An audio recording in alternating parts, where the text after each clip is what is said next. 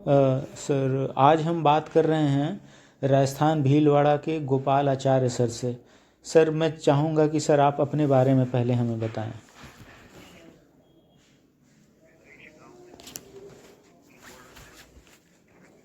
दूर एक गाँव में रहा, बचपन वहीं बीता। फिर शहर में आए तो बचपन से ही क्या, मेरे पिताजी शिक्षक रहे तो उन्होंने मुझे, मतलब मैं जब दूसरी क्लास में था तभी मुझे स्टेज पे उन्होंने चढ़ा दिया था। और वही मेरे पहले गुरु भी रहे। फिर भीलवाड़ा में ग्रेजुएशन किया।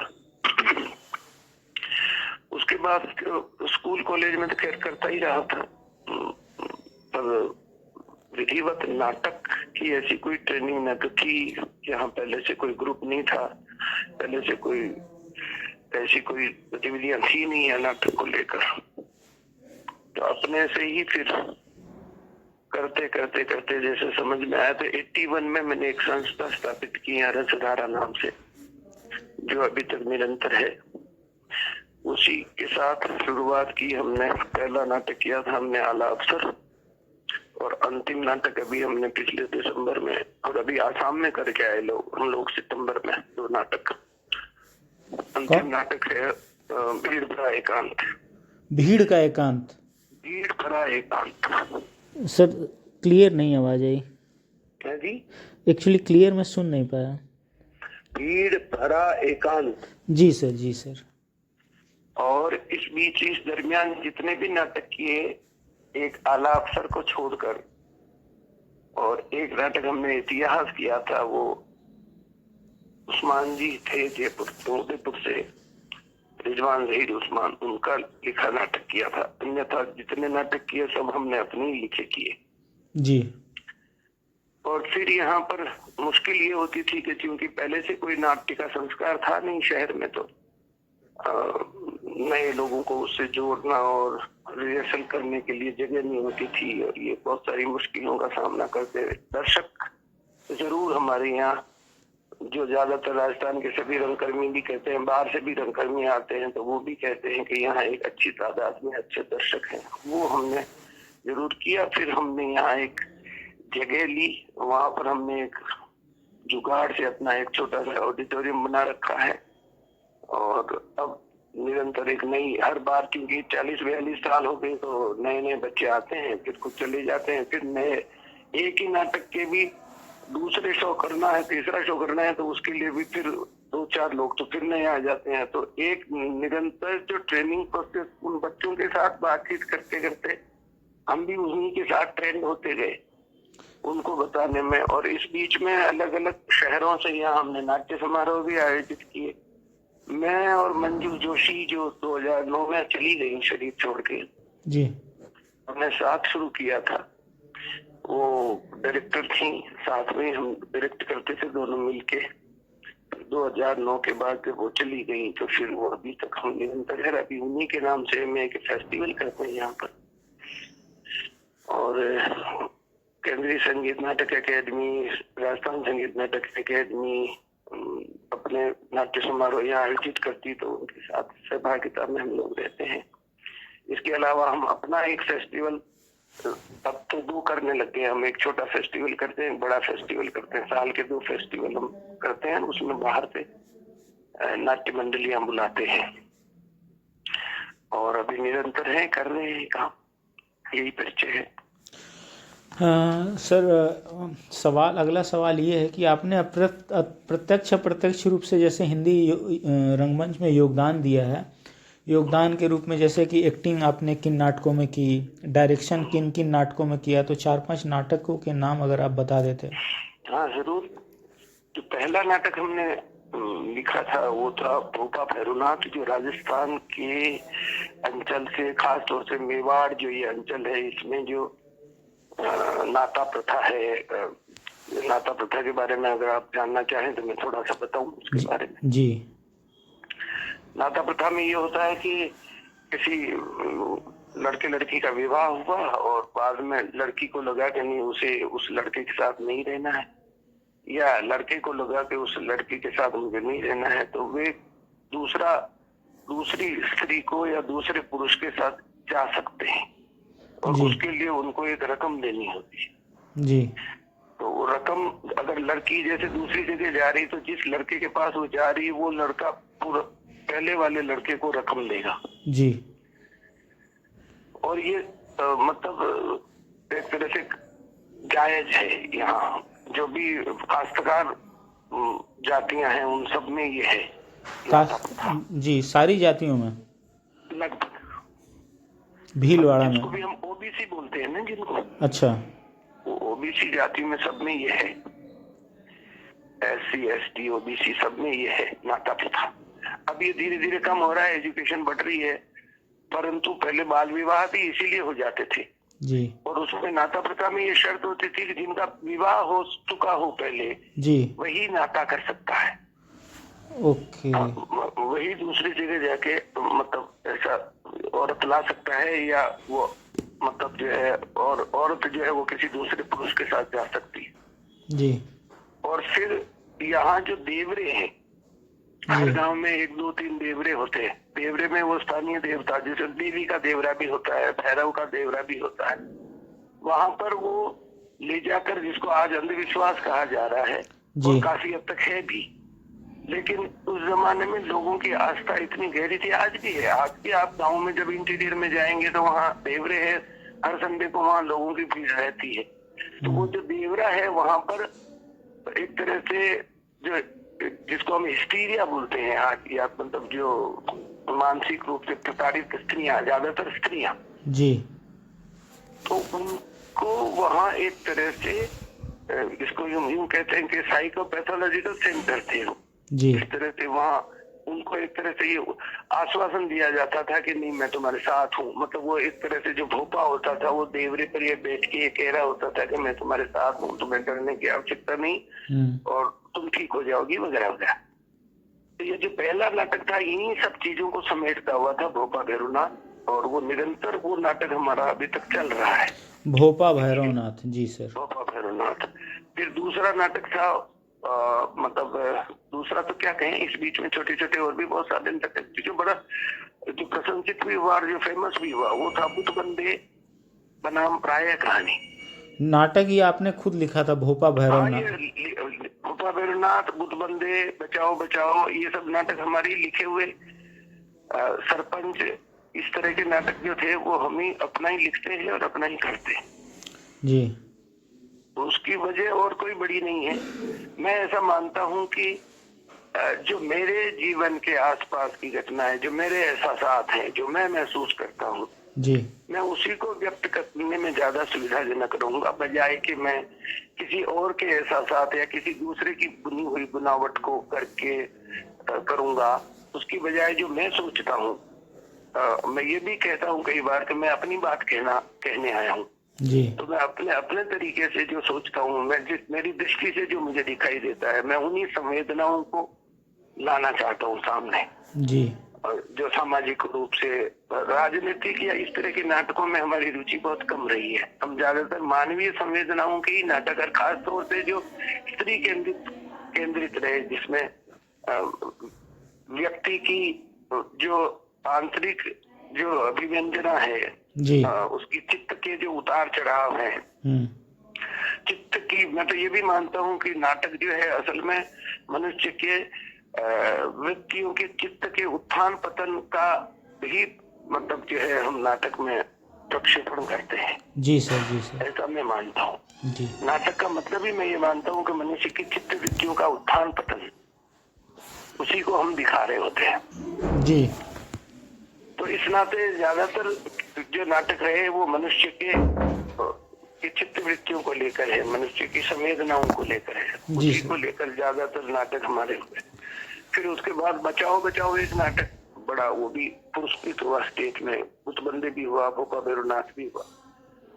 पहले कभी यहाँ जवाहर कला केंद्र इस तरह के आयोजन करता था प्रतियोगिताओं को लेके, तो उसमें स्टेट अवार्ड, संभागीय अवार्ड, इस तरह से, तो ये तीनों नाटक अवार्ड रहे, भोपा भैरवनाथ, बुतबंदे, बचाओ बचाओ। उसके बाद फिर वो योजनाएं बंद हो गई थी और निरंतर उसके बाद फिर अभी जैसे ताजा नाटक जो था ये भीड़ का एकांत था, इसके बीच में बंदर का पैर, और ये भी खुद लिखे हुए हैं सारे सर? हाँ, सारे नाटक खुद के लिखे हुए। मैंने बताया ना आपको कि हमने दूसरों के लिखे नाटक तो केवल 2 किए, कौन कौन आला सा? अफसर, आला अफसर और इतिहास। अच्छा सर। इसके अलावा जितने नाटक किए और लगभग छोटे बड़े, लगभग आप समझ लीजिए जिसमें छोटे बड़े नाटक मिला के होंगे 30-35। जी सर। लेकिन ज्यादातर क्योंकि मैं इम्प्रोवाइज से आया था, हमारी जो प्राथमिक शुरुआत हुई वो इम्प्रोवाइज से हुई, तो इम्प्रोवाइज के चलते कई बार कोई नाटकों की ज्यादातर हमारे पास स्क्रिप्ट रही नहीं। तो इम्प्रोवाइज ही इतना था कि वो हम लोग जितने भी आर्टिस्ट उस वक्त थे वो सारे के सारे वो इम्प्रोवाइज करता था मैं, और फिर वो ऐसे बिठा के बता देता था कि ये तू करेगा, ये तू करेगा, ये तू करेगा, और इस तरह से करके हम लोग करते थे। और इम्प्रोवाइज में सबसे ज्यादा हमको इसलिए सुविधा भी हुई, एक तरह से हमारी ट्रेनिंग भी हुई, सुविधा भी ये थी कि वहां पर ये एक क्रिएटिविटी का खुलापन था कि आपको अगर स्पॉन्टेनियस कुछ आप कर रहे हो और आप जो कहानी है या चरित्र है उसके अनुरूप आप बात कर रहे हो, तो धीरे धीरे कुछ 4-6 लोग हमारे ऐसे हो गए कि वो इतने दक्ष थे कि आप एक कहानी की एक 1 लाइन बता दीजिए और हम स्टेज पे जाके और उसको किया करते थे शुरुआती दिनों में जी। ये जो हमने शुरुआत की ये तो हमने 92-93 से शुरू की, जब हम स्क्रिप्टिंग नाटक करने लगे जी। स्क्रिप्ट लिखने लगे। तो जो पहले किए थे वो सारे नाटक उनकी स्क्रिप्ट ही नहीं है। अभी जो है उसके बाद के उनकी स्क्रिप्ट हमारे पास है। तो हम इस तरह से करते हुए और बस अब निरंतर है। और इसके समानांतर बीच में जैसे कुछ ऐसा अवसर आए थे, मंजू नहीं रही तो 2-3 साल ऐसे बीते जिसमें मैं थोड़ा एकाएक थोड़ा सा मेरा काम रुक गया, तो मैं फिर पेंटिंग में चला गया। जी और सर। पेंटिंग करते करते फिर ललित कला अकेडमी ने मुझे अवार्ड भी किया। तो पेंटिंग भी करता हूँ, मूर्तियां भी बनाता हूँ, कविताएं भी हैं, कहानियां भी लिखता हूँ। हंस ने भी मेरी कहानी छापी थी। कौन सी कहानी सर?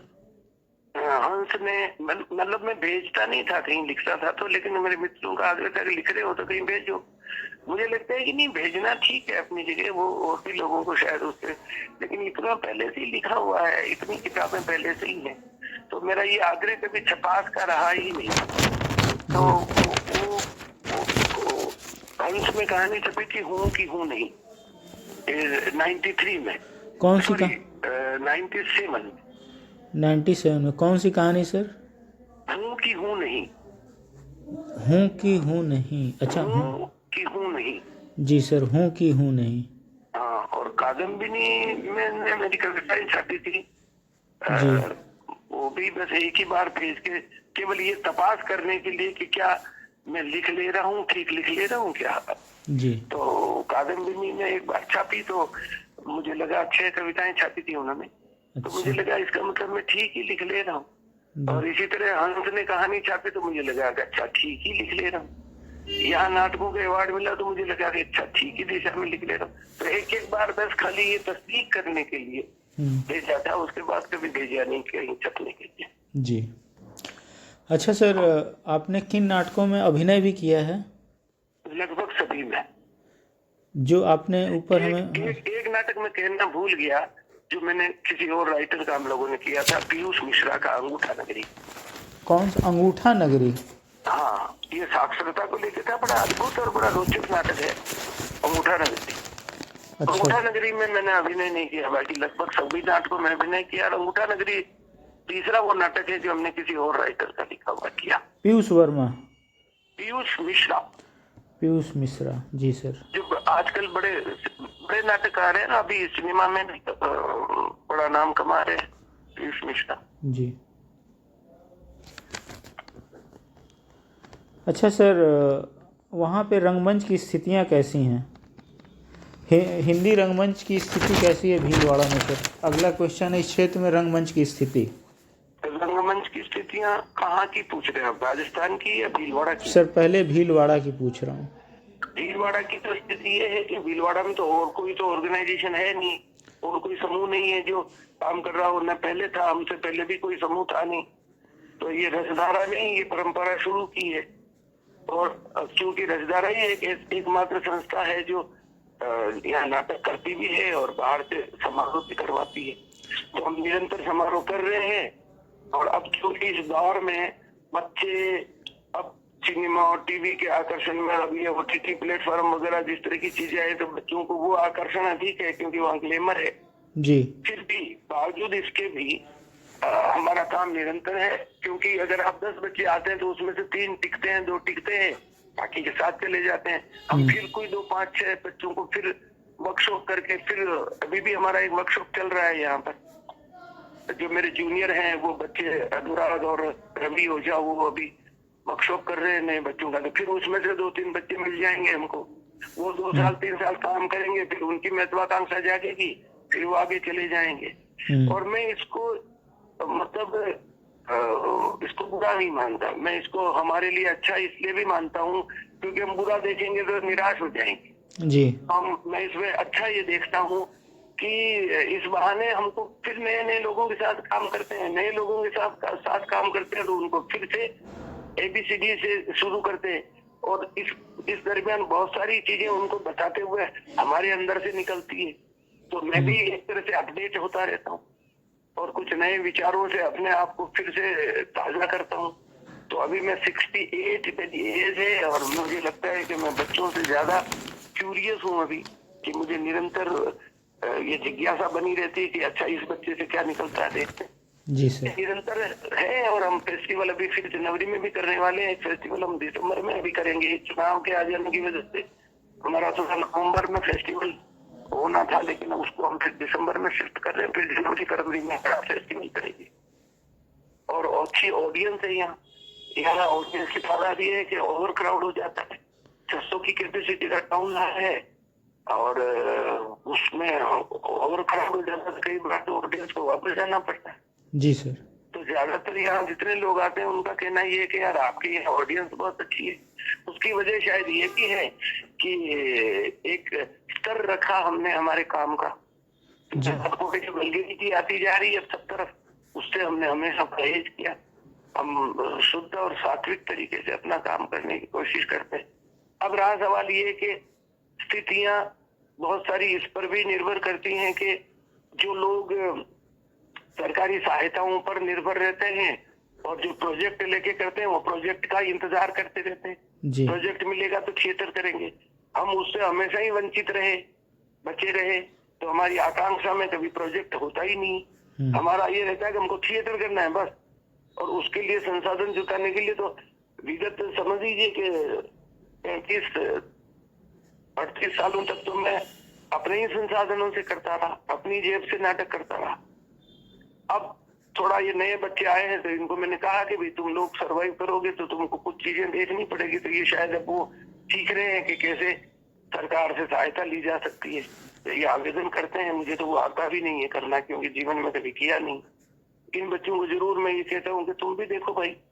तो ज्यादातर ये हो रहा है कि हम भीलवाड़ा से बाहर अगर देखें, राजस्थान में देखें जी। तो जो ईमानदार लोग हैं वो तो अपने तरीके से करते ही रह रहे हैं। और भी शहर जोधपुर में है जैसे स्वाति और अरुण, NSD पास आउट है, बड़ा ईमानदारी से अपना काम कर रहे हैं।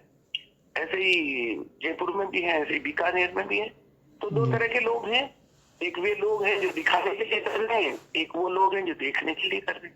जी। और मैं मानता हूँ कि देखने के लिए करना ही ज्यादा उत्तम है। जब आप ठीक से अपना आलोचना, अपना जो है ना, मेरी खूबी क्या है ये तो मुझे पता है, मेरी कमी क्या है ये तो आलोचक बताएगा, ये तो दर्शक बताएगा। और उसका स्वागत होना चाहिए। अगर उसका स्वागत हम नहीं करते, आलोचना से हम क्षुब्ध हो जाते हैं, नाराज हो जाते हैं, तो फिर हम आगे नहीं बढ़ते। तो मेरे यहाँ तो हमेशा चर्चाएं भी जिन विषयों पे होती है तो ज्यादातर जो प्रबुद्ध लोग चर्चा में जो प्रमुख बन के आते हैं उनका कहना है यार आपके विषय बड़े अनूठे होते हैं। तो मैं ऐसे ही विषयों को लेता हूँ। अब ज्यादातर लोग ये पूछे राजस्थान का रंगमंच दशा और दिशा, पिछले 40 साल से मैं सुन रहा हूँ कि लोग इसी तरह के विषयों पे बात करते रहते हैं। और बहुत सारे विषय है भाई, आप नाटक करते क्यों हो? पहला सवाल तो यही है, क्यों करना है आपको नाटक? मैं हर बच्चे से पहली बार यही पूछता हूँ, क्यों करना चाहता है? तो ज्यादातर बच्चों का मैं अपने आप को एक्सप्लोर करना चाहता हूँ। ये रटा ही जवाब है। और मुझे लगता है कि बेसिकली आप होते हो नाटक वाले या आप नहीं होते हो। दो ही तरह के लोग हैं। जो नाटक वाले हैं वो नाटक पर केंद्रित है, नाटक पर बेहतर कैसे करें इस पर ध्यान देते हैं। और जिनको ये है कि मुझे दिखाना है, वो दूसरी तरफ का काम कर रहे होते हैं। और वो दोनों ही अपनी अपनी जगह ठीक है, मुझे किसी से विरोध नहीं। मुझे क्या करना मैं ये सोचता हूँ। तो आपने ये विषय चुना है, तो इससे पहले भी और लोगों ने चुना होगा, परंतु आपने सोचा कि मैं इसमें कुछ नए एंगल देखूंगा, और वही यात्रा होती है, मैं समझता हूँ। तो चारों तरफ जो भी काम हो रहा है, अब मुझे लगता है उसमें दो तरह के लोग हैं। एक वो लोग हैं जो नाटक के लिए हैं, एक वो लोग हैं जो नाटक को इस्तेमाल करते हैं। और दोनों चल रहे हैं और दोनों चलेंगे और चलते आए हैं। जी। अच्छा सर, राजस्थान में रंगमंच की स्थिति के बारे में आपका क्या राय है? यही जो मैं अभी बोला हूँ। जी। क्योंकि देखिए क्या होता है कि जब आप पुरस्कार की दौड़ में हो, जब आप ग्रांट के लिए लाइजनिंग करते हो, बहुत सारे लोग ऐसे, मैं नाम नहीं लेना चाहूंगा, जो फाइलें बनाने में एक्सपर्ट है। उनके आप नाटक जाके देखो, उनके समारोह देखो, तो आपको इतनी जिगुप्सा हो जाएगी आपको। और कोई नया आदमी जाके नाटक देखे तो वो तो घोर निराश हो जाएगा कि क्या है। ऐसे लोग भी हैं, और वो एक्सपर्ट हैं इन सब चीजों में, कि वो फाइलें बनाएंगे, ग्रांट ले आएंगे, बड़ी बड़ी 4 एजेंसियों से पैसा ले आएंगे, और बस खाली दिखावा करेंगे, बहुत अच्छा ब्रोशर बना लेंगे, लेकिन जो काम है एक्चुअली उस पर उनका फोकस ही नहीं है। ऐसे भी हैं। जी। और ऐसे भी हैं जो ऑनेस्टी से अपना काम कर रहे हैं, ग्रांट मिले ना मिले। मुझे अभी एक ऐसे बड़े डेडिकेटेड पर्सन का फोन आया कि सर आप हमारा ये नाटक देखे हुए हो, आपने भिलवाड़ा में कराया, अद्भुत नाटक उनका। तो मैंने कहा बहुत अच्छा है, आप एक बार फिर आओ भिलवाड़ा, उसी नाटक को लेकर दोबारा देखना चाहते हैं लोग। तो कहते हैं सर वहां तो मैं आऊंगा ही, लेकिन और किसी फेस्टिवल में भी आप सजेस्ट कीजिए ना। तो जो अच्छे लोग हैं, जो इस तरह से अपना संपर्क नहीं साधना जानते हैं, अब ये दौर आ गया। अच्छा, इसी में कुछ लोग ऐसे निकल आए जो ये समझा रहे होते हैं कि इसकी मार्केटिंग कैसे की जाए। अरे भाई, मार्केटिंग तो करना सिखा दोगे, लेकिन पहले ये तो बताओ कि नाटक अच्छे से कैसे हो। उसको ये तो, उसका नाटक अच्छा है भले ही नहीं है, लेकिन आप मार्केटिंग करना सिखा रहे हो उसको। जी। अभी हम लोग आसाम लेके गए 2 नाटक, और आसाम में भाषा हमारी बिल्कुल एक हिंदी थी, एक राजस्थानी थी। लेकिन आप आश्चर्य करेंगे, वहाँ पवित्र राभा जैसे व्यक्ति जो है, वो वहाँ 700 की कैपेसिटी के का उन्होंने एक ओपन वो बना रखा है, और ऑडियंस शुरू से लेकर लास्ट तक हिली नहीं। तो ये जो एक तमीजदारी है नाटक देखने की, नाटक करने की, उस तमीजदारी को तो कोई पकड़ने की कोशिश नहीं कर रहा। ज्यादातर लोग ही इस फिराक में रहते हैं कि अरे उसको अवार्ड मिल गया, अरे उसको उसका नाटक वहां सब जगह बुलाया जाता है, तो मैं भी वही तरकीबें इस्तेमाल करूं। तो आप उस तरह की तरकीबें इस्तेमाल करने में जब होते हैं, तो आपका नाटक तो फिर वो एक तरफ रह गया, आप तो तरकीबों के उस्ताद हो गए। जी। तो ये सब है, और मैं समझता हूँ ये सब रहेगा। इसका मुझे कभी कोई न तो मलाल है, न मुझे मेरा गुस्सा है, न मैं इससे फ्रस्ट्रेटेड हूँ। मुझे अपना काम करना है। और जो लोग अवार्ड के लिए जुगाड़ लगाते हैं, मुझे आश्चर्य होता है कि तुम इस अवार्ड को रोकोगे कहाँ भाई? तुमको तो पता है ना तुमने जुगाड़ से लिया ये। लेकिन अब ये है, सब तरफ है तो है, लेकिन दोनों तरह के लोग हैं। अच्छा काम भी कर रहे हैं लोग, और कुछ लोग हैं जो ये सब कर रहे हैं। तो एक तो बात वही है सर, सब तरफ यही है। आप पूरे देश में चले जाइए, 2 तरह के लोग हैं सर। जी। बस, और ये चलेगा, और ये चलता ही है, सब तरफ चलता है। जी सर। हाँ, लाइजनिंग करना आजकल हमारा, पता नहीं ये आजादी के बाद से क्या व्यवस्थाएं लागू हुई हैं कि लाइजनिंग करना मतलब एक खास योग्यता माना जाता है। तो जिनको आती है वो कर लेते हैं, और जिनको काम करना था वो अपना काम कर रहे। जी सर। बस, बाकी चीजों की अगर हम बात करें कि स्थिति, तो नाटक तो लोग कर ही गए हैं, जी। और समारोह भी हो रहे। बीकानेर में बहुत बड़ा फेस्टिवल होता है, बीकानेर थिएटर फेस्टिवल, सुदेश व्यास कर रहे हैं लंबे समय से। और जयपुर में जयरंगम हो रहा है, रसरंगम हो रहा है, और राजरंगम हो रहा है। फेस्टिवल बड़े, अलवर में बहुत बड़ा फेस्टिवल, 75 दिन का फेस्टिवल अभी किया उन्होंने, देशराज मीना ने। 75 दिन तक निरंतर देश भर से नाटक बुलाए उन्होंने। कहाँ पे सर? अलवर। अच्छा, अलवर में देश। हाँ, देशराज मीना। तो अच्छा। काम करने वाले लोग काम कर रहे हैं। ऐसा नहीं है। जी और सर। जिनको खाली शो करना है और खाली अपनी प्रोफाइल, क्या कहते हैं उसको, क्या बोलते हैं, पोर्टफोलियो और ये सब जो भी है, जी तो जिनका उधर ध्यान है वो ये कर रहे हैं। बाकी काम निरंतर हो रहा है। जयपुर में जयरंगम कर रहा है, बीकानेर में बीटीएफ कर रहा है, जोधपुर में अकादमी करती है, लेकिन वहाँ भी इक्का दुक्का लोग हैं, यदा कदा वो भी फेस्टिवल करते हैं। जोधपुर काम तो में चल कौन ही सा रहा है और फेस्टिवल इसी होता तरह है से सर? चलेगा। हम ये भी नहीं सोच सकते कि सारे लोग नाटकों को ही पसंद करने लग जाएं। सबके पास विकल्प हैं और विकल्प तो इतने ज्यादा हैं, बावजूद इसके नाटक में लोग दर्शक आ रहे हैं। तो नाटक न कभी मरा है, न मर रहा है, न मरेगा। जी सर। नाटक था, नाटक है और नाटक रहेगा। मतलब बोल रहे हैं कि आप राजस्थान में हिंदी रंगमंच है लेकिन बहुत समृद्ध नहीं हुआ, इसको कुछ लोग बस बचाए रखे हुए, आपका ये मानना है कि और कुछ कहना चाहते हैं? समृद्धता के लिए तो मित्र ऐसा है कि दो ही स्टेट अभी मुझे दिखते हैं, तीसरा मैं आसाम को गिन लूं, बंगाल, महाराष्ट्र और आसाम, जहाँ परंपराएं हैं जी और पुरातन परंपराएं हैं जहाँ नाटक देखने की, वहाँ संस्कार है नाटकों का। यहाँ हमें संस्कार निर्मित करना होता है। नया बच्चा जो आ रहा है उसको संस्कारित करना होता है, और जब वो संस्कारित हो जाता है तो उसमें से भी 5%, 10% बच्चे रियल अर्थ में संस्कारित होते हैं। बच्चियां तो वैसे भी बहुत कम है सब जगह। महिला तो महिलाओं की तो कमी है गिनती की। हम पूरे स्टेट में गिने तो एक बेहतर निर्देशिका कौन है, बेहतर अभिनेत्री कौन है, हम ऐसे जब देखने लगते हैं तो टिप्स पर है। तो मतलब सर आप बोल रहे हैं कि हिंदी रंगमंच बस जैसे तैसे बचा हुआ है और काम हो रहा है, बस बहुत ज़्यादा तरक्की नहीं हो रही कि कुछ और?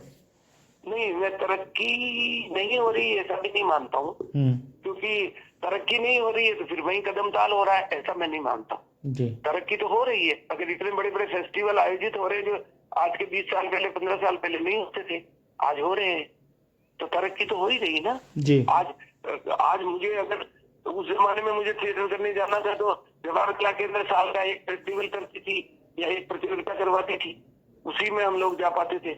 आज बीकानेर भी बुलाया जा रहा है, अलवर भी बुलाया जा रहा है, जयपुर भी बुलाया जा रहा है, तो जोधपुर भी बुलाया जा रहा है, उदयपुर बुलाया जा रहा है। तो जाहिर सी बात है कि ये तो हो ही रहा है, तो इसको हम नेगेटिव तरीके से ना देखें। तरक्की तो हो रही है, बस एक ये है कि बस इसमें यही नुक्ता लगता है कि भाई आखिर तरक्की जिसको पसंद है, जो निरंतर नाटक को अपना जीवन का हिस्सा मानता है, आपका चुनाव है, आपने चुना है, जो चीज आपने चुनी है उसके प्रति आपकी डेडिकेशन होनी चाहिए। तो जिन्होंने चुना है इसलिए उनको तो काम वो तो कर रहे हैं। तो ये तो सब तरफ है ना, पूरे देश में है और हर फील्ड में है। जो रेगुलर काम करना चाहते हैं, जो अच्छा काम करना चाहते हैं, जो डेडिकेटेड है, वो तो कर ही रहे हैं और प्रगति हो ही रही है। तो हम ये भी ना कहेंगे नहीं नहीं नहीं, नाटक में कोई उन्नति नहीं हो रही, जरूर हो रही है और नए विचार आ रहे हैं सामने, नए तरीके से लोग कर रहे हैं। राजेंद्र पांचाल है कोटा में, मैं उनका नाम लेना भूल गया, वो बिल्कुल अलग तरीके से बहुत अच्छा काम कर रहे हैं कोटा में। राजेंद्र पांडे सर, राजेंद्र पांचाल है, बहुत अच्छा काम कर रहे हैं। बीकानेर में सुदेश विकास है, अलवर में देशराज मीना है जो फेस्टिवल करवाते हैं इतना बड़ा। सर राजेंद्र पंचाल सर का इंस्टीट्यूशन का क्या नाम है? पैराफिन आश्रम करके है। पैराफिन आश्रम। हाँ, और राजेंद्र बिल्कुल अलग तरीके से अपना काम कर रहे हैं और एक अच्छे बच्चों को जोड़कर निरंतर एक्टिवेट है। जी तो कैसे हम ये कह सकते हैं कि काम नहीं हो रहा है, अच्छा काम नहीं हो रहा है, प्रगति नहीं हो रही? ये तो मैं नहीं मानता। जी लोग काम कर रहे हैं, भीलवाड़ा में हम लोग निरंतर कर रहे हैं। तो ये जो एक नया दौर आया है, इसको हम निराशावादी तरीके से ना देखें। जी सर। काम तो हो ही रहा है, फेस्टिवल हो रहे हैं, फेस्टिवल में अच्छे अच्छे नाटक भी आ रहे हैं। अब ठीक है, हम जब उसका विसर्जन करने लगते हैं तो कई चीजें उसमें कमी पाई जाती हैं, तो वो तो होता ही है। एक काम आप करोगे तो उसमें इस बट तो आते हैं, लेकिन फिर आप उस पर नए विचार करते हो, नए तरीके से, नए प्रोसेस से, फिर अपना एक काम लेके आते हो। तो मैं तो मानता हूँ कि अच्छी स्थिति है, अच्छी स्थिति है। जी हाँ, सर। वो दूसरा पक्ष जो मैं बोल रहा था वो तो होता है, उसको स्वीकार करके चलता हूँ मैं जी कि उससे हमको निराश नहीं होना चाहिए। जिसको जैसा समझ में आता करता है। जी आप सर। साहित्य के क्षेत्र में चले जाइए, आप राजनीति में चले जाइए, आप जहाँ भी चले जाइए, सब जगह ये तो होता ही है। जी सर। इनके लक्ष्य नाटकों को लेकर है, वो उनके चिंतन चल रहे हैं। और हमारे प्रांत में अच्छे अच्छे नंदकिशोर जी आचार्य जैसे लोग हैं, अर्जुन देव चारण जैसे लोग हैं, सरताज माथुर तो 90+ है, शायद 90 के, लेकिन अभी भी वो नाटकों में उठना बैठना दिक्कत दे तो कुर्सी पे बैठ के फिर भी आज भी काम कर रहे हैं। तो ऐसे लोग हैं प्रांत में, और वो कहीं न कहीं से आपको प्रेरित करते हैं। जी सर। मुझे भी 40-42 साल हो गए करते हुए। बहुत सारे नए डायरेक्टर उभरे आए, नए डायरेक्टर आ रहे हैं। मेरे यहाँ 2 नए डायरेक्टर हो गए, रवि ओझा और अनुराग। और वो नहीं तो लोग कहते हैं अरे बरगद के नीचे तो कोई पलता नहीं है। मैं कहता हूँ ये तुम डायरेक्शन शुरू करो, क्योंकि कल कौन इसको जारी रखेगा, मैं चला जाऊंगा तो। जी। तो ये निरंतर रहने के लिए नए बच्चों को आप प्रोत्साहित करेंगे तो अभी तो नया काम आगे आएगा। तो बच्चे अभी 2 नाटक डायरेक्ट कर चुके हैं जी। हमारी संस्था से, पूर्णता की प्यास और क्या कहते हैं उसको, सुनो तुमने क्या किया, उन्होंने दोनों ने किया अपना काम। तो ये प्रोसेस है, इसलिए प्रगति है सर। जी सर। प्रगति निरंतर है, जी। और निरंतर होते हैं तभी प्रगति होती है। दोनों बातें, आप निरंतर रहोगे तो प्रगति होगी ही। आप 10 किलोमीटर चल रहे, एक दिन में चले हो तो जाहिर सी बात है आप 10 किलोमीटर चले ना। जी सर। रवि ओझा और अनुराग ने कौन से नाटक मंचित किए हैं डायरेक्शन में? रवि ने किया है पूर्णता की प्यास। पूर्णता की प्यास। वो दिल्ली शो करके आया, अभी कोटा शो करके आया, उससे पहले अलवर करके आया, भिलवाड़ा में किया ही उसने। जी। अभी 1.5 साल पहले ही उसने डायरेक्ट किया इस नाटक को, जी। पूर्णता की प्यास। और अनुराग ने किया शिकार, एक नाटक। जी सर। शिकार किया उसने उज्बक राजा किया। जी। अलखनंदन का लिखा है शायद।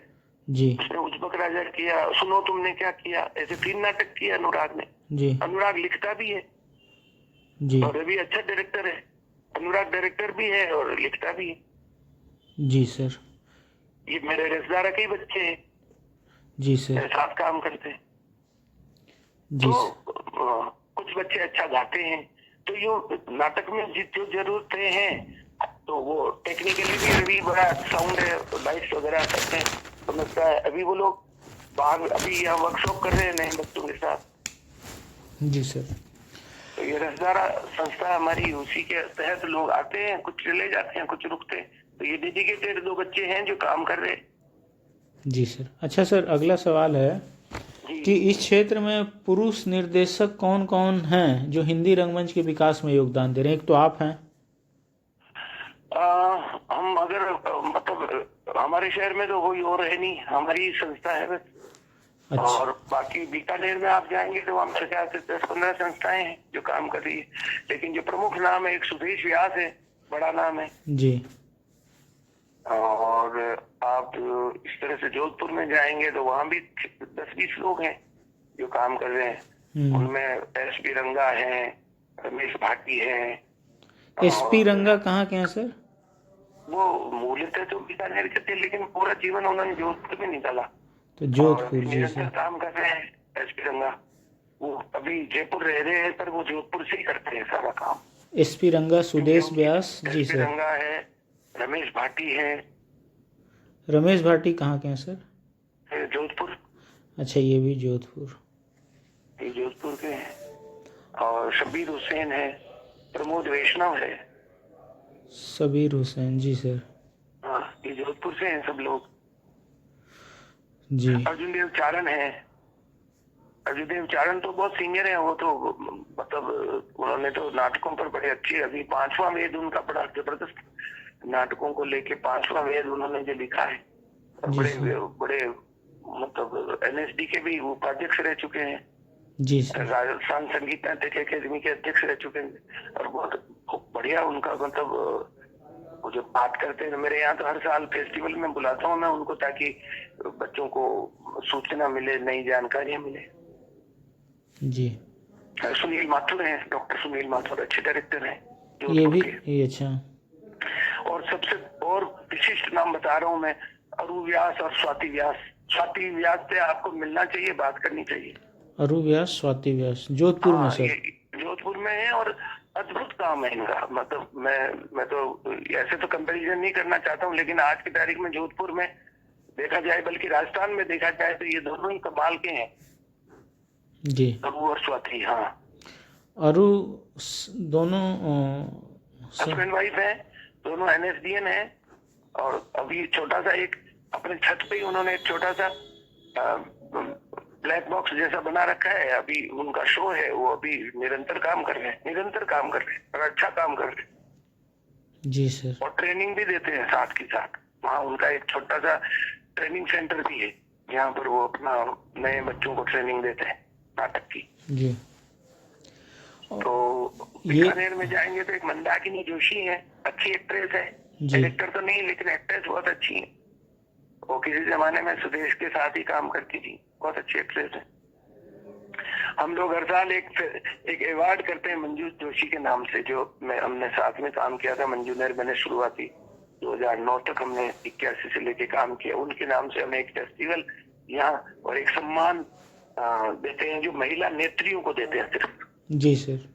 जो महिला रंग नेत्री है उसको हर साल अवार्ड देते हैं। हम 4 अवार्ड अब तक हम दे चुके हैं। इस साल फिर फेस्टिवल में एक नई कोई भी रंग नेत्री को हम अवार्ड करेंगे, मंजू जोशी स्मृति सम्मान। जी। अच्छा सर, हाँ क्या बोल रहे हैं सर? इसी तरह से आप जयपुर में जाएंगे तो नए बहुत सारे नए लड़के हैं। एक सिकंदर खान है, नया लड़का लेकिन कमाल का है, जयपुर। बहुत अच्छा काम कर सिकंदर है। और एक किरण राठौड़ है जयपुर की, पुरानी एक्ट्रेस है, बहुत अच्छी एक्ट्रेस है। जी सर। और एक अदिति जैन है जयपुर से, अच्छी एक्ट्रेस है। एक है रुचि भार्गव है। जी सर। हाँ, शायद आपकी मुलाकात हुई हो। जी सर, हो गई है। हाँ, वो भी अपना एक संस्था चलाती है कलंदर नाम से। जी, कलंदर। नए बच्चे जो ग्रुप से निकलते हैं, वो नए नए ग्रुप भी बन रहे हैं, काम कर रहे हैं बच्चे सब राजस्थान में। जी सर। हाँ, एक तो सर क्या बोल रहे हैं सर? हाँ, रोक लो ना थोड़ी देर, 1 मिनट रोक लो। जी सर। हाँ, नहीं मैं घर पे बात कर रहा था। जी बताइए। हाँ सर, अगला सवाल ये है कि इस क्षेत्र में स्त्री से जुड़े मुद्दों पर लगातार मंचन कौन लोग कर रहे हैं? इसको कोई स्पेसिफाई नहीं किया जा सकता मित्र। अच्छा। कि वो तो स्त्रियों को लेकर काम कर रहे हैं, वो नहीं कर रहे हैं, ऐसा नहीं कह सकते। जी। जयपुर में जैसे एक लड़का, एक नाम मैं भूल गया, अभिषेक मुदगल जी। वो निरंतर कर रहा है। एट ए टाइम उसके पास 6-8 नाटक तैयार मिलते हैं। जी सर। अभिषेक मुदगल, और वो फेस्टिवल भी करवाते हैं। जी। हाँ, तो ऐसा नहीं कह सकते हम लोग कि स्त्रियों को लेकर, जैसे हमारा नाटक भोपा पेरुनाथ स्त्री बेस है। जी। एक स्त्री की जो आंतरिक त्रासदी है, उसकी जो उसके साथ जो उसको जो दमन जो सहा है उसमें, उससे वो कैसे उभरती है, ये पूरा भोपा पेरुनाथ पूरी वही कहानी है। जी। लेकिन अगला नाटक में कहूँगा नहीं मैंने वही वापस किया, तो ये मैं नहीं कह सकता, क्योंकि निरंतर केवल स्त्री को ही केंद्र में रख के कोई नाटक कर रहा हो मेरी निगाह में नहीं है। जी। अच्छा सर। अलबत्ता ये जरूर है कि विमर्श जब आता है मेरे यहाँ, जब मैं रंग विमर्श करवाता हूँ तो उसमें ऐसे विषय जरूर रखता हूँ। जी सर। अगर मैंने 6-8 विषय रखे तो उसमें 2 विषय ऐसे होते हैं जो स्त्री रंग कर्मियों का और स्त्री की वेदना को लेकर जरूर चर्चा हम लोग करते हैं, लेकिन निरंतर उस स्त्री को ही केंद्र में रख के कोई नाटक हो कर रहा हो, जी, ये मेरे ख्याल में नहीं ध्यान में आ रहा है। जी। हाँ, मैं इतना कह सकता हूँ, मेरा भोपा पेरुनाथ नाटक वही केंद्रित है स्त्री की उसी पर। जी सर। जी हाँ, बताइए। हाँ सर, स्त्री नाटककार द्वारा लिखे नाटक तथा उपन्यासों का रूपांतरण के बाद क्या मंचन हो रहा है वहाँ पे, ऐसा कुछ है? इसके बारे में मेरी जानकारियां कम है। जी सर। परंतु स्त्री निर्देशिका हैं जरूर राजस्थान में, जो मेरे ध्यान में आती हैं वो है मंजू जोशी जी, जो हम साथ में काम करते थे। वो डायरेक्शन बहुत अच्छा डायरेक्टर थी, बहुत अच्छी एक्ट्रेस थी। राइटिंग में भी मेरे साथ वो सहभागिता निभाती थी। और उसके बाद देखता हूँ तो स्वाति है, जैसे अभी डायरेक्ट कर रही है। जोधपुर में नीतू परिहार है, वो करती हैं। नीतू परिहार। नीतू परिहार अच्छी एक्ट्रेस है, मुझे पता नहीं वो ये मतलब एक्ट्रेस हैं कि डायरेक्टर हैं सर? नीतू हाँ परिहार जी, एक्ट्रेस हैं कि डायरेक्टर हैं? एक्ट्रेस है। अच्छा, जोधपुर में। हाँ, अगर वो डायरेक्टर हैं, पर अभी मैंने उनका काम देखा नहीं, अगर है तो मेरे ध्यान में नहीं आया, अच्छा। इसलिए मैं ये भी नहीं कह सकता। पर राजस्थान के रंगकर्म के परिदृश्य में जो सूचना है मेरे पास है, मैं एकदम अपडेट तो नहीं कह सकता हूँ, लेकिन मोटा मोटी मुझे सब पता होता है कौन कहाँ क्या कर रहा है। जी। उनका काम अगर डायरेक्शन का होता तो शायद आता सामने, अभी तक आया नहीं, मैंने नहीं देखा। पर वो एक्ट्रेस बहुत अच्छी है, नीतू परिहार। अच्छा। अच्छा सर, अगला सवाल है कि क्या महिलाएं रंगमंच पे आ रही हैं? एक्ट्रेस के रूप में देख लीजिए, वुमेन कम एक्ट्रेस। कम कम कम मात्रा कम है, मतलब उसकी, उसको हम ये नहीं कह सकते कि हाँ उतनी तादाद में आ रही है जितनी तादाद में पुरुष आ रहे हैं। बहुत कम तादाद है महिलाओं की। और ये हमेशा, जैसे हमारा एक नाटक था जो हम करना चाहते थे किसी जमाने में, मैं और मंजू करना चाहते थे, लेकिन वो नहीं हो पाया। और वो इसलिए नहीं हो पाया कि हमको जो लड़कियां चाहिए थी वो नहीं मिली। जी। तो आज भीलवाड़ा में जैसे मैं अगर इस तरह का नाटक उठाना चाहूँ तो मेरे लिए मुश्किल हो जाएगी। तो ले दे के मेरे पास 3-4 एक्ट्रेस खुली हैं, जी। और वो भी फिर बदलती रहती हैं, कभी फिर कुछ नहीं को तलाशते हैं। तो ये है, इसलिए उस तादाद में नहीं है जिस तादाद में पुरुष आते हैं, स्त्रियां नहीं है। जी। अच्छा, महिला डायरेक्टर्स कितनी होंगी वहाँ पे? महिला डायरेक्टर एक तो आप अब वो रही नहीं, लेकिन मंजू जोशी आप लिखिए भीलवाड़ा से, मन, वो डायरेक्टर थी, बहुत अच्छी डायरेक्टर थी। मंजू जोशी। हाँ, मंजू जोशी रही है। और आपकी ये दूसरी तरफ रुचि भार्गव है जयपुर से। वो तो जयपुर से हैं सर। भीलवाड़ा में क्या? भीलवाड़ा में तो प्रश्न ही नहीं सर, पुरुष डायरेक्टर ही नहीं रहे। ये ले दे के गोपाल आचार्य था, अभी ये 2 बच्चे और नए निकले हैं जिसमें रवि ओझा और अनुराग सिंह। तो स्त्री डायरेक्शन तो बस मंजू के बाद कोई नया कोई नहीं आया। हालांकि मैं कोशिश करता हूँ, लेकिन वो पहले ठीक से मतलब तैयार हो कोई। अभी नए लड़कों के साथ, नई बच्चियों के साथ बात करता हूँ तो अभी तो वो एक्ट्रेस ही, नाटक क्या संस्कार ही अभी पूरा नाटक से ही परिचित नहीं हो पाए, तो वो डायरेक्शन क्या करेंगी? तो वो उनका टाइम भी नहीं होता है इतना। ये जो दबाव है ना आज की तारीख में, आपको जिसको हम कहते हैं ना कि आप अपना कैरियर का बनाने का जो दबाव है, वो सब तरफ है। तो बच्चियां उस तरह से है ही नहीं, ज्यादा आती नहीं। तो डायरेक्टर होने की तो दूसरी बात है। भीलवाड़ा में तो मंजू जोशी ही एक अकेली रही जब रही थी। जी सर। अगला सवाल है सर कि महिला निर्देशकों के आने से नाट्य वस्तु में क्या परिवर्तन आया है, यदि वे नाटक भी लिखकर उसका मंचन कर रही हैं? तो ये सवाल तो उठता ही नहीं, क्योंकि वहाँ तो महिला निर्देशिकाएं हैं ही नहीं। हाँ, वो जब थी तब मैं इतना कह सकता हूँ कि मंजू के होने से निश्चय ही, क्योंकि मैं ये भी मानता हूँ कि कला मूलतः है, स्त्रीण है। दया, ममता, करुणा, कलाएं सब कुछ स्त्रीण है। और स्त्रीण, अगर कोई स्त्री जिसका मतलब कहना चाहिए दृष्टिकोण एकदम साफ सुथरा हो, तो वो उसके आने से नो डाउट संवेदनात्मक स्तर पर बहुत अच्छा प्रभाव आता है, अच्छी समझ बनती है। मंजू जब थी तो कुछ अच्छे नाटक इसलिए भी हो पाए कि मंजू थी संवेदना के स्तर पर। तो इससे तो कोई गुरेज नहीं। अगर के पर ये दोनों बातें हैं, अगर महिला भी बाहरी चीजों की तरफ ज्यादा आकर्षित है और वो नाटक के प्रति उतना न होकर नाटक से लाभ किया लिया जा सकता है, अगर इस तरफ ध्यान है तो फिर तो वो कोई खास योगदान हो नहीं पाता है। लेकिन फिर भी मैं ये मानता हूँ कि महिलाएं क्योंकि संवेदनशीलता का केंद्रीय चरित्र बिंदु है, मैं ऐसा मानता हूँ, तो महिलाओं के होने से ये फर्क तो आता ही है। एक तमीजदारी आती है, ग्रुप में भी एक अलग तरह का अनुशासन रहता है जी। इससे तो कोई इनकार नहीं कर सकता जी सर।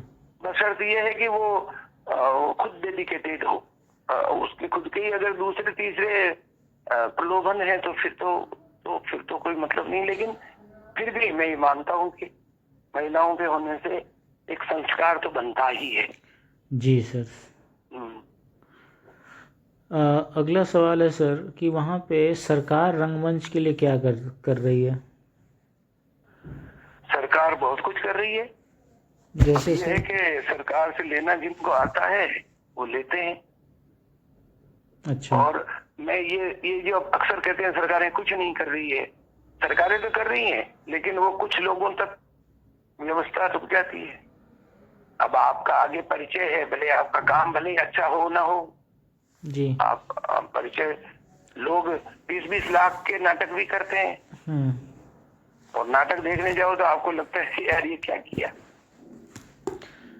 तो वही सब है सर। तो इसलिए ये तो मतलब रंगमंच के लिए क्या सुविधाएं दे रही, क्या कार्य कर रही सर, वो मैं जानना चाहता था। इस नाते तो मैं सोचता हूँ कि कुछ ज्यादा नहीं, वैसा जैसा जितना होना चाहिए। जैसे मैं 89 से यहाँ एक जमीन लेके बैठा हूँ जी। और उस जमीन पर मैं एक थिएटर बनाना चाहता हूँ। जी।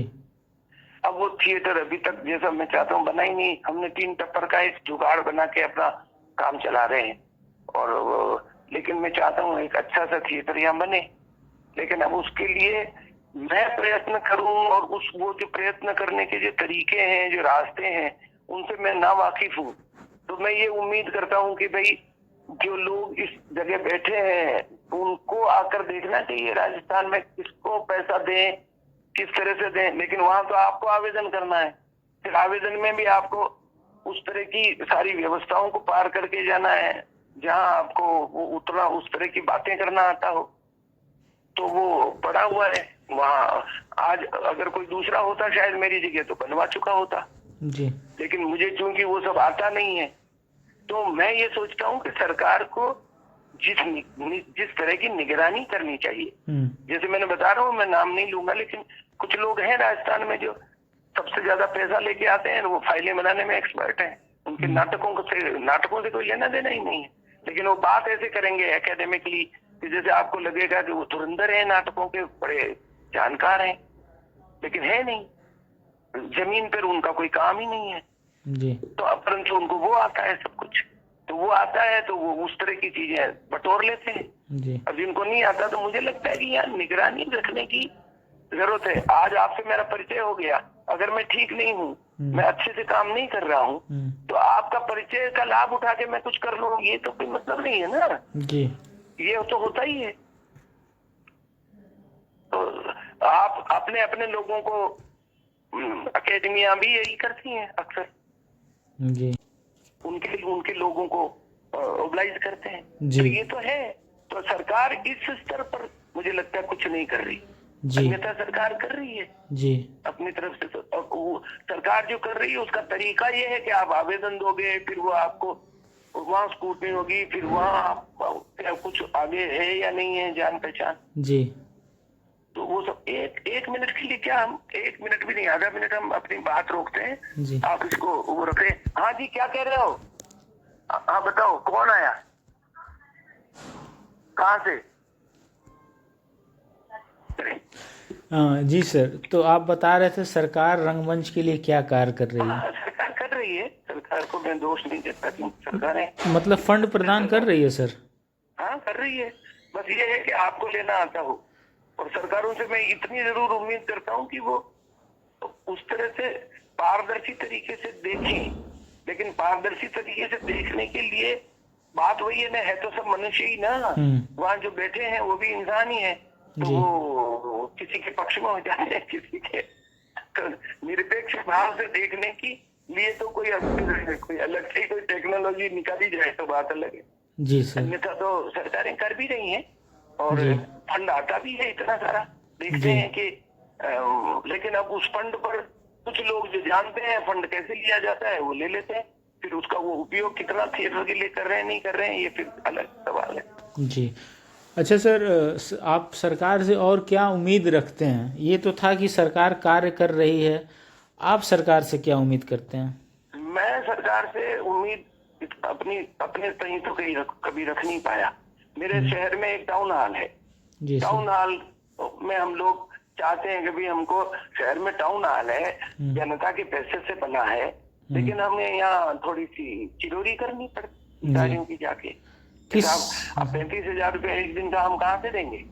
हम तो निःशुल्क कर रहे हैं। अब यहाँ आप हमसे 35,000 मांग रहे हो, तो ये अब तक तो ये हुआ कि यदा कदा कभी परेशानी बहुत ज्यादा आती है, कभी कलेक्टर बहुत अच्छे आ जाते हैं संवेदनशील, तो वो हमको ये मुहैया करवा देते हैं। जी तो फेस्टिवल 4 दिन का फेस्टिवल हो रहा था, हमको बिजली का पैसा देके और हो जाता है। लेकिन जहाँ जहाँ भी इस तरह के ऑडिटोरियम है शहरों में, कहीं कहीं तो बहुत कम किराया है और कहीं कहीं, अभी हमारे यहाँ 2 ऑडिटोरियम है, लेकिन एक में तो हम जाने का ही नहीं सोच सकते। 65,000 रुपया रोज का किराया। क्या कौन सा है सर ऑडिटोरियम? एक राजीव गांधी ऑडिटोरियम है, उसका किराया 60-65,000 रुपया रोज का है। जी और एक ये टाउन हॉल है, तो इसका 35,000 रुपया रोज का किराया है। अब 35,000 रुपया कोई थिएटर कर्मी कहाँ से देगा? तो उसके लिए हम कलेक्टर से मदद लेते हैं और कलेक्टर हमको मदद करते हैं। जी सर। कभी नहीं करते हैं तो फिर हम कोई दूसरा व्यवस्था देख लेते हैं, लेकिन ज्यादातर मदद की है। तो वो क्योंकि वो जानते हैं कि शहर में नाटक के अच्छे दर्शक हैं, तो जन भावनाओं को देखते हुए, हमारे काम को देखते हुए वो हमको ये सुविधा दे देते हैं। उसमें कुछ खर्चा हमको लगाना पड़ता है। अच्छा, ज्यादातर हमारे यहाँ लाइट ही नहीं है, थिएटर लाइट नहीं है, तो थिएटर लाइट हम भाड़े पर लेके आते हैं, और उसका भाड़ा तो हमारे ऑलरेडी पहले इतना खर्चा हो चुका होता है। तो ये कुछ चीजें हैं, इस पर विचार किया जाए कि जिस शहर में रंगकर्म हो रहा है और जो संस्थाएं रंगकर्म कर रही हैं रियली, उनको कम से कम ये टाउन हॉल वगैरह निःशुल्क दिए जाए। एक तो ये, और दूसरा ये है कि जो मैं कह रहा हूँ कि अगर सरकारें पैसा खर्च कर ही रही हैं, तो जेन्युइन लोगों तक वो पैसा पहुंचे, इसके लिए उनका अपना एक पूरा मैकेनिज्म होना चाहिए। जी सर। तो वो मैकेनिज्म नहीं है पूरा ढंग से। जी जेन्युइन काम कर रहे हैं उनके पास जाता नहीं है इमदाद, और जो नहीं कर रहे हैं वो लेना जानते हैं, किस तरह से लिया जाता है वो ले लेते हैं। जी सर। तो ये कोई शिकायत नहीं है। जी। अगर सुधार हो तो ये सुधार हो। मैंने तो कभी बहुत ज्यादा उम्मीद रखी ही नहीं सरकार से, मैंने तो अपने ही स्तर पे जो किया तो किया। अच्छा, रिहर्सल हॉल के लिए जगह है सर? हमने खुद ने जो जमीन ले रखी है उस पे जगह है ना, हॉल बनाए ना। सरकार अगर हमको इमदाद दे तो यहाँ एक अच्छा खासा थिएटर बन सकता है, जिसमें अन्य कलाओं के लिए भी हो। हमने सोचा हुआ कि उसमें एक छोटी सी आर्ट गैलरी भी हो जाए, उसमें अपना एक थिएटर हो जाए, उसमें जो बाहर से लोग आते हैं उनका एक छोटा सा रेस्ट हाउस जैसा भी हो जाए। वो सब हमने सोचा हुआ, कहाँ क्या क्या बनेगा, लेकिन बनने के लिए तो पैसा चाहिए। जी। तो हमने अपने जुगाड़ से जैसा कर रखा, 3 टप्पर का एक छोटा सा ऑडिटोरियम बना रखा है, उसमें हम शो करते हैं। जी। और राजस्थान में और किसी के पास नहीं है इस तरह से जो जमीन भीलवाड़ा में है। जी। राजस्थान में और कहीं नहीं है किसी के पास। जी सर। अच्छा सर, हमारे जी जी जी बताइए। नहीं, आप बोल रहे हैं, बोलिए सर, बोलिए, आप बोलिए। नहीं, मैं सिर्फ इतना ही कह रहा था कि इस जमीन को बचाए रखने के लिए जो संघर्ष करना पड़ा मुझे, जी, और अपनी जेब से, जी, घर से पैसा लगा दे, जिसको कहते हैं ना घर फूंक के तमाशा देखना, वो मैंने देखा था। और इस जमीन को बचाए रखने का लिए जो संघर्ष किया, क्योंकि बहुत लोग होते हैं ना जो नेताओं के करीब होते हैं, फिर नेताओं को बरगलाते हैं कि क्या नाच गाने वालों को जमीन दे रखी है, क्योंकि यूआईटी से मैंने रिजर्व प्राइस पे ली थी जी, तो उसको खारिज करने के नोटिस आ गए 2 बार। उसको कैसे बचाना, कैसे करना, फिर पेनल्टियों को कहाँ से लाऊं, तो मैं कहाँ से लाता पैसा, तो अपनी जेब से दिया, ब्याज पे लाके जमा कराया पैसा जी, उसको बचा रखा। तो आगे अब बच्चों को वो परेशानी नहीं, क्योंकि मैंने वो परेशानियां सब झेली थी। तो एक भीलवाड़ा में उससे पहले न नाटक की परंपरा थी, न कोई नाटक करता था, और यदा कदा कभी 5 साल में 10 साल में कोई भाई देवे अकेडमी ने कोई करा दिया होगा इक्का दुक्का नाटक, तो ख्याल नहीं, बाकी कोई परंपरा थी नहीं। तो ये इस तरह की जो अगर कोई हमने इतना पुरुषार्थ यहाँ किया है जी, अब उसके लिए आगे भी हमसे ये उम्मीद की जाए कि भाई सरकार तो पैसा दे रही है, तुम जाओ और लगाओ एप्लीकेशन, और ये करना पड़ेगा, ये करो, तो वो करना मैं तो बेसिकली आर्टिस्ट हूँ यार, मैं तो आर्ट का काम कर सकता हूँ। ये बाबूगिरी मेरे को आती नहीं है कि मैं करूँ और ये सब आगे से आगे सेटिंग बिठाऊं, और वो मुझसे होता नहीं। तो ये करे सरकार के, देखे वो कहाँ कौन काम किस तरह से कर रहा है, तो उसको किस तरह से वहाँ डेवलप किया जाए। तो ये सरकार करना चाहे तो करे, ना करना चाहे तो हम तो जैसे करना चाह रहे हैं कर ही रहे हैं। जी सर। अच्छा सर, हिंदी रंगमंच में यहाँ कोई स्ट्रेंथ, ताकत देखते हैं आप अपनी जगह पे? हाँ बिल्कुल, जैसे हिंदी रंगमंच है भाई, जी रंगमंच यहाँ हम लोग, मैंने तो कभी कोई ब्रेख्ट का या कोई शेक्सपियर का नाटक नहीं किया, मैंने तो पढ़ा भी नहीं उनको, तो मैं तो कैसे करूंगा, मैं तो हिंदी ही करूंगा, तो इसकी हिंदी करूंगा या राजस्थानी करूंगा, वही करता रहा हूँ। हिंदी और राजस्थानी दोनों करता हूँ, और दोनों में पर्याप्त संख्या है। जी मतलब मैं कह रहा हूँ ना, हमारे यहाँ ऑडियंस इतनी आती है कि बात ये दूसरे शहरों के जो लोग यहाँ नाटक करने आते हैं वो कहते हैं यार इतनी ऑडियंस आपके यहाँ, और बड़ी संस्कारित ऑडियंस है। तो हमारा बस यही रहा कि हमने ये काम जरूर किया कि हमारी ऑडियंस संस्कारित है और अच्छी तादाद में है, जी सर। और उसके लिए हम केवल एक अखबार में एक न्यूज आती है खाली, बस उसके उसके चलते ऑडियंस होती है। मतलब आप ये बोल रहे हैं कि भीलवाड़ा में ऑडियंस आपकी ताकत है? बिल्कुल है। और कोई ताकत ऑडियंस सर? आप करते किसके लिए हो जी? जी जी जी नाटक होता किसके लिए? जी खाली बाकी जितनी भी कलाएं हैं, भले वो संगीत गायन हो के, वादन हो के, नृत्य हो के, पेंटिंग हो के, वो तो स्वांत सुखा है सारे ही। जी जी जी मतलब उसमें तो दर्शक बाद में आपने ऐड करना शुरू कर दिया, पर नाटक तो होता ही दर्शकों के लिए जी महाराज। जी जी जी तो उसमें तो पहला दर्शक बड़ा है जी, जी वो आपको देखने आता है वहां तक। जी जी जी दर्शकों को पहले सामाजिक कहा जाता था, तो सामाजिक आए ना तो आपके नाटक का तो किसके लिए? तो जी पहली जरूरत तो यही है। मैंने बड़े बड़े शहरों में देखा है आयोजन बहुत बड़े, लेकिन ऑडियंस ही नहीं आ रही। जी जिनकी ये ऑडियंस है, तो फिर आपने कमाया क्या? हमने ऑडियंस कमाई साहब, हमने और कुछ नहीं कमाया, हमने ऑडियंस कमाई। जी सर। और अपने काम को निरंतर अच्छा करने की चेष्टा में लगे रहे। तो एक जी सर, एक ताकत तो आपकी ऑडियंस हो गई, और दूसरी ताकत कोई सर? दूसरी ताकत ये पूरा अस्तित्व है, ये समाज है, जी सर। वे लोग हैं जो प्रेरणा देकर गए हैं वैश्विक स्तर पर, जी जिन्होंने मानवता के लिए काम किया।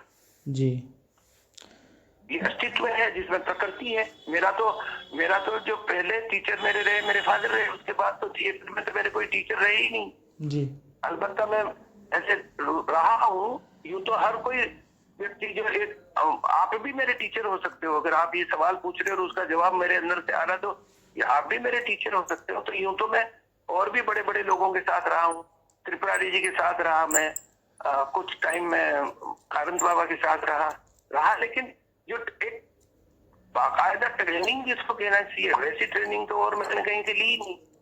तो मेरी तो ट्रेनिंग प्रकृति से हुई है, समाज से हुई है। मैं तो जीव जंतुओं को भी ट्रेनिंग का कारण मानता हूँ। आप बहुत गौर से अगर छिपकली को देखेंगे तो आप छिपकली का बॉडी लैंग्वेज देखिए, वो किस तरह से, मच्छर 2-3 फीट दूर है लेकिन वो दीवार पे जाके आप देखना कभी छिपकली, आप कुत्तों को देखना, सबके जो एक्सप्रेशन है, किसी के पास बॉडी के एक्सप्रेशन कमाल है, किसी के पास फेस के एक्सप्रेशन कमाल है।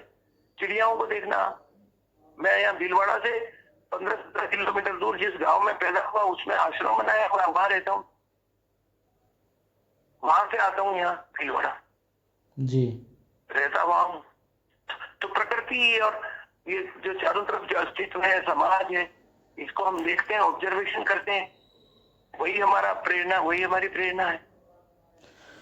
जी सर। अच्छा सर, लास्ट सवाल है कि अब के रंगमंच में पहले के रंगमंच से किस प्रकार का बदलाव आया है? पहला, तकनीकी के स्तर पर। तकनीक के स्तर पर तो बहुत बदलाव आ गया है। जैसे सर? पहले जैसे, मतलब आप समझ सकते हैं कि आज किस तरह की लाइट्स आ गई हैं जी। म्यूजिक सिस्टम आ गए। पहले लाइव म्यूजिक होता था, अब लाइव म्यूजिक बहुत कम लोग, क्योंकि वो एक अलग से पूरा का पूरा एक डिपार्टमेंट है जिसको आपको उसका निर्वाह कैसे किया जाए, तो वो निर्वाह करना आपके दूसरा सहजता से कोई मिलता नहीं है। निरंतर आपके रियाज में, आपके अभ्यास में, रिहर्सल में कोई निरंतर आ नहीं पाता है कोई म्यूजिक वाला। जी। जिनके पास है वो एसोसिएट है पहले से म्यूजिक, जैसे भोपाल में एक मंडली है, उनके म्यूजिक वाले लोग साथ में रहते हैं क्योंकि वो उसी का हिस्सा है। हमारे पास ऐसा है नहीं सिस्टम, ज्यादातर लोगों के पास नहीं है, तो वो फिर रिकॉर्डेड म्यूजिक इस्तेमाल करते हैं। तो हाँ, आ जाओ, तो टेक्निकलिटी तो बड़ी ही है लाइट के स्तर पर, म्यूजिक के स्तर पर। जी। और सर, महावीर जी के पास मंचन के क्षेत्र में क्या फर्क आया है? मंचन के क्षेत्र में तो ये है कि जिनके पास ऑडिटोरियम है, क्या सर? जिनके पास, तो मंचन के क्षेत्र में आपको कोई बहुत ज्यादा बदलाव इसलिए देखने को नहीं मिलेगा जी सर। क्योंकि जो वैचारिक स्तर पर जो समझ बढ़नी चाहिए, जी सर। वैचारिक स्तर पर जो आपका मतलब निरंतर जो एक्सरसाइज है, जी वो जब तक आप नहीं करते, विमर्श नहीं करते जब तक आप, जी तब तक आप क्या करते हो कि कुछ यहाँ से देखा, कुछ वहां से देखा, कुछ यहाँ से देखा, और उन्हीं सब चीजों को आप वापस रोटेट करके, मैंने शुरुआत में आपसे कहा ना कि कुछ लोग हैं देखने वाले, कुछ लोग हैं दिखाने वाले। जी जो दिखाने में ही ज्यादा, एक तो आप लोगों को जोड़ते हो और एक आप लोगों पर थोपते हो।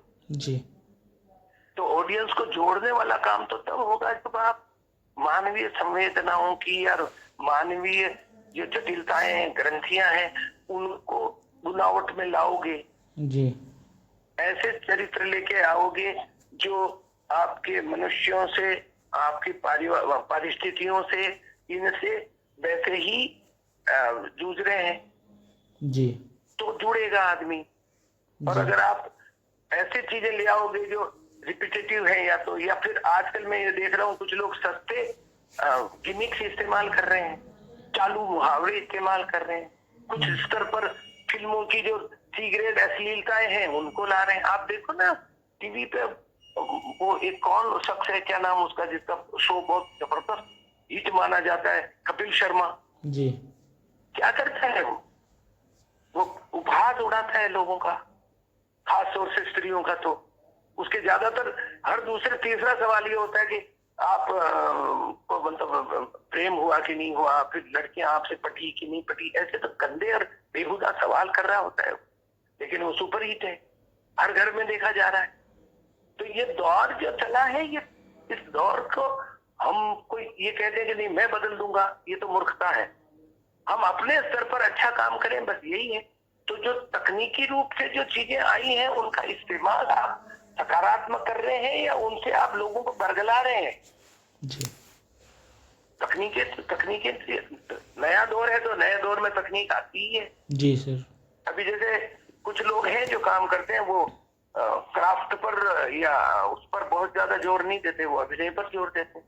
कुछ लोग होते हैं जो लाइट को झमाझम ज्यादा कर देंगे, कुछ लोग हैं, लेकिन जो सब चीजों का संतुलित उपयोग करना जानता है, क्योंकि मूलतः वहां जो लोग देखने आ रहे हैं, क्योंकि तकनीक सपोर्ट करती है जी, आपके कंटेंट को सपोर्ट करने के लिए लाइट का इस्तेमाल आपको जितना चाहिए, आप उस दृश्य को जिस तरह से लाइवनेस देना चाहते हैं उसमें क्या उपयोग हो सकता है, संगीत का उपयोग किस तरह से, तो आपको उपयोग भी करना आना चाहिए।